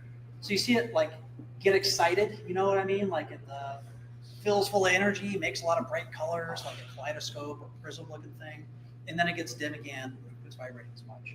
And it goes through these cycles almost as if it's creating some kind of energy, and it rides that energy for a certain amount of time until some kind of system exhausts itself, and then it goes calm again. So is it a chemical reaction? Is it an engine? You know, who knows, right? So again, I need the science team to educate me on what that can mean. And we're looking for the right group to help us understand some of these things, right? We don't have all the answers. In fact, we have very few answers. We have a lot of questions, right? And we can probably diatribe all day on all the things we don't know, because the things we know are so few. I'll display this for another minute. Is that hovering? No, it's moving through the sky. Because we can see it with the camera. Yeah. Normally, this is the clean view. Normally, there's a reticle here, GPS location, azimuth, angle. Like normally, the dirty view has all that, so you can actually see the data as it moves through. And I'm having more questions than answers. This whole phenomena is inquiring into the mystery. There's a phenomenal mystery for going on. It invites us to ask, who are we and how are we asking questions? Is it kind of in the direction of psionics? Could you say more about what's been changing, or how has that brought more excitement into your company, and what might be the next steps for that to inquire into all of the questions that are being asked? So we've arrived at the dog whistle, and the dog whistle is, to me, an off or on switch. There's variations and flavors of it, and under the right conditions, we can do different things and attract different classes of UAPs that will behave differently. So they do react to the dog whistle, but the dog whistle is off or on, right? I either turn it on and UAPs come, or I turn it off and they don't come. Psionics were trying to arrive at a similar construct. Rather than understand how psionics works, why it works, we just want to know, does it work? Can I say yes, there's more high probability of exciting things or more UAPs to come or things to occur if psionics are present? Or do I have to say no, that they don't? It's an off or on, it's a yes or no for us. All the shades of maybe, we're not really worried about the maybes. Like, it's such a complex topic that it's really hard to unravel the truth into full truth. We just want to know, is it a yes or a no on probability of it being successful or not successful for UAP activity.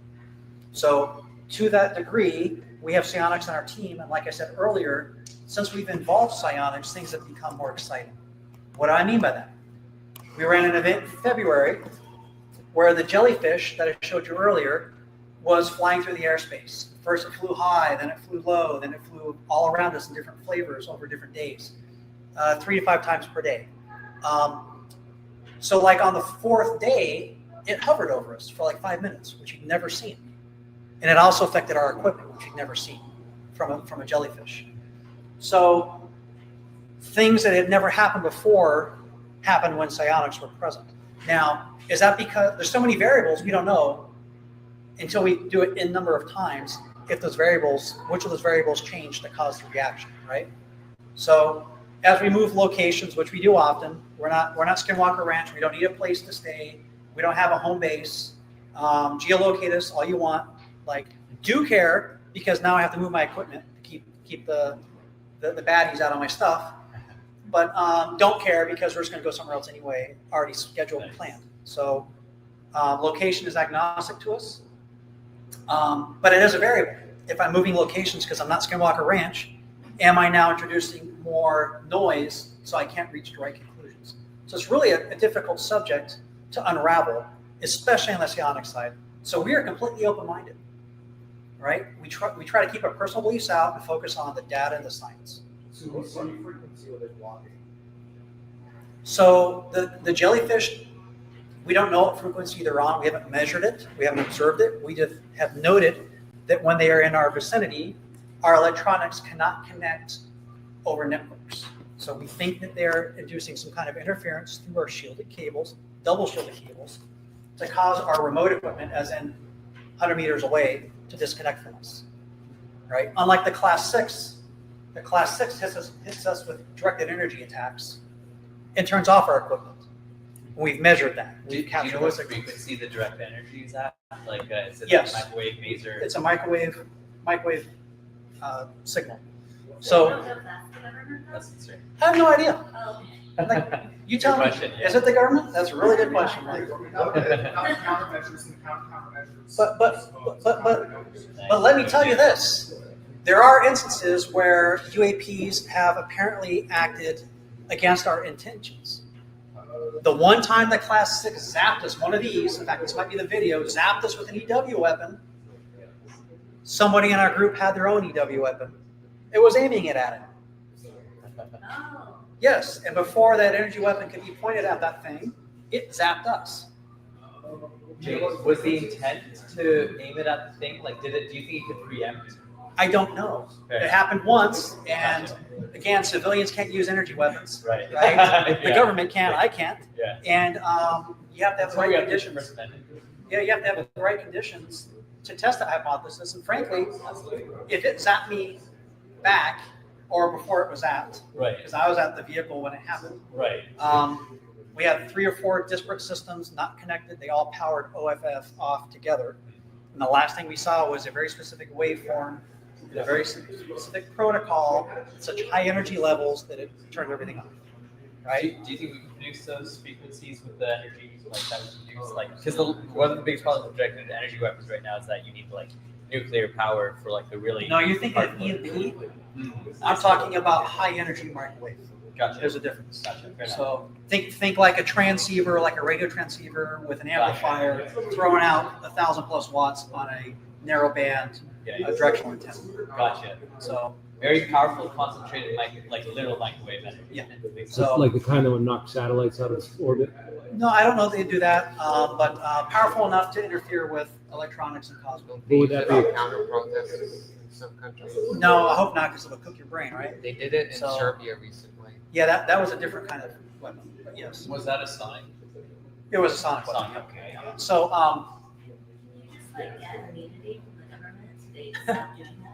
if you can tell me how to do that, I would love to get immunity. And just but I can tell you the FCC and the FAA don't play games. And if you start messing with things in the sky that are flying, you go to jail for that.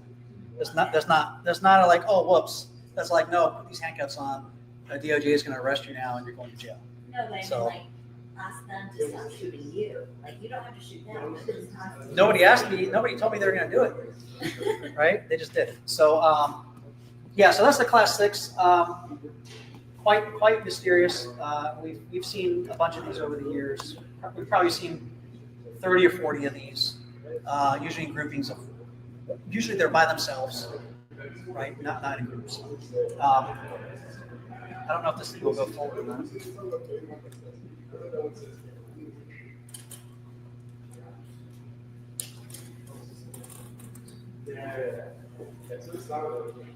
All right, this is a group of Class 1s flying in formation.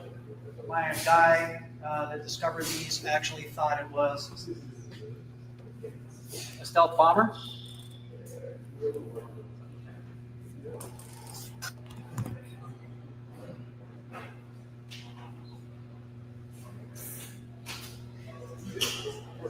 I guess it's not going to play. I don't know.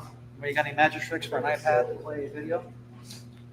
I can take if we take a break, I can get the actual video itself and put it on the computer and show that too. Yeah, we can do that. So- we do have the projector on the big screen too. I think it's because it's trying to upscale the image Gotcha. to this TV, and I think that's crashing the GPU or whatever. So, basically, what you're going to see or would see is there's about 20 or 23. I forget. I counted all the dots one time.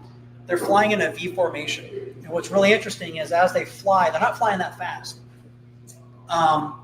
They'll fly for about 2 minutes, and then the UAPs on the edges here, one here and one here, will start to look like they become unstable and then fall out of the formation. And when they do, the whole formation falls apart. This big gaggle looks like a shotgun blast in the sky. They all fall apart, right? And they stay that way for about 30 seconds. And then they reassemble back into the V, right? And they do that over and over. They're doing things that birds don't do. You know, I'm not hanging my hat on this. If someone comes along and says it's birds, okay, it's birds. I don't think it's birds. It's doing things. They're flying in ways I don't see birds flying. So, yes. Yep. Yep. In fact, later on, they don't form the complete V. They form like a bat-looking symbol. Batman's up there, or like a bird. You know, like a big drawing of a bird. So they don't always get back in their clean formation. Yes, sir.